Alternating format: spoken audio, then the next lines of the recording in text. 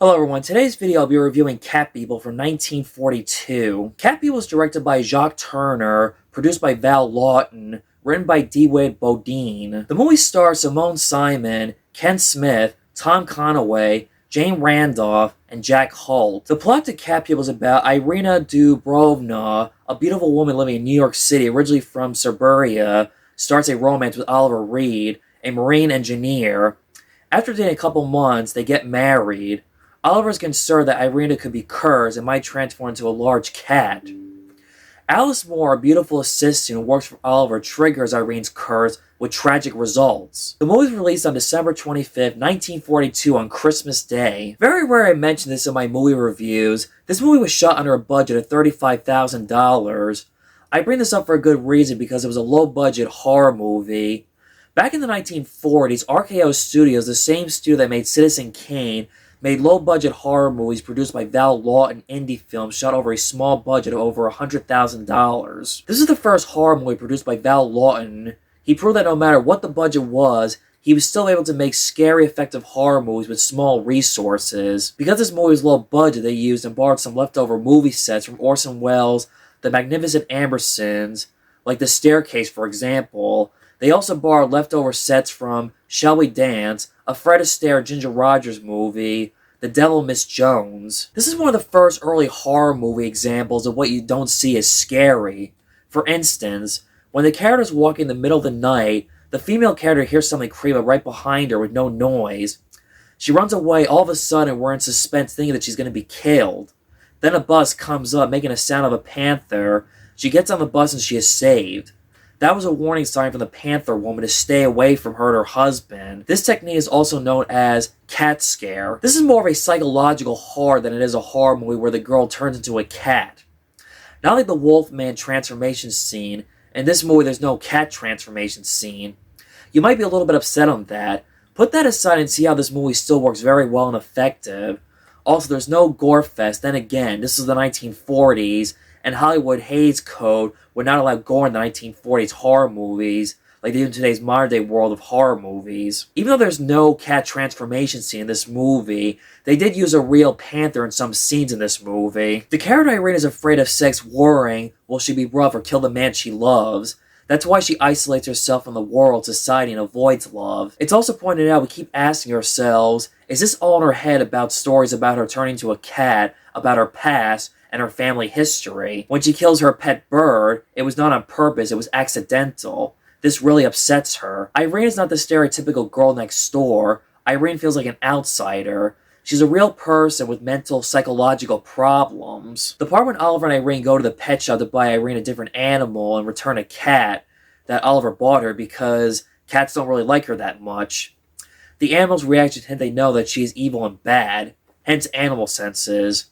I'm not an expert on animals, but I understand that animals can sense humans that are friendly and not friendly to animals. An interesting scene where Irene, Oliver, Alice, and their friends are at a restaurant celebrating the wedding event of Irene and Oliver's marriage. Elizabeth Russell's small cameo in the movie, she wears a catsuit looking like Catwoman from the 1960s Batman TV show. She comes by the table, it's a little awkward. She says, Moya Sestra. It's obvious Irene knew what it meant. They don't explain how these two are connected somehow, or I could be missing something. I also look at they could be sisters, but I'm not sure if I'm correct on that one, honestly. Elizabeth Russell's only line in this movie was dubbed by Simone Simon. On the night of Irene and Oliver's wedding, after when they're married, just when you think they can finally sleep together, Irene would lose her virginity. Instead, they sleep in separate rooms because of her fears of sex. She postpones losing her virginity. Part of her is trying to resist and protect Oliver being killed by her. This movie can be pointed out as an analogy on the fear of sex. We all think sex is an amazing thing, but yet we all fear sex. We worry, will we be good at sex, please our partners, or will do more harm to complicate things?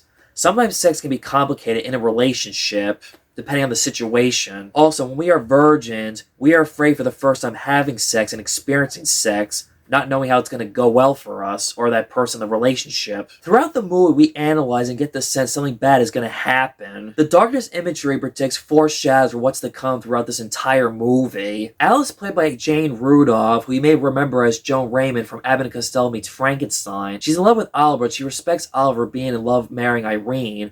Irene goes sees Dr. Job, a psychiatrist, When she comes back to her apartment, she sees Alice there as visiting Oliver. I looked at this scene as a metaphor and a hint for that Oliver and Alice were having an affair. It's also pointed out that Alice wanted the marriage to fail so she can be with Oliver. Another example of not seeing what scares us, when Alice is all alone at a sports club, she's in the locker room changing. She hears Panther's roar. She jumps in the pool. Just when you think Alice is about to be attacked by the Panther, nothing happens. Irene turns the light on and asks Alice, "What is the matter, Alice?" One of the employees hears Alice scream, investigates to see if she's alright. She gets out of the pool, and her clothes are scratched and ripped. That was a message from Irene, a warning sign to stay away from her and Oliver, or she will kill her. This is a very famous, iconic horror movie moment in the history of horror movies. The psychiatrist Dr. Joe was a jerk. He didn't care about helping Irene. He just wanted to have sex with Irene.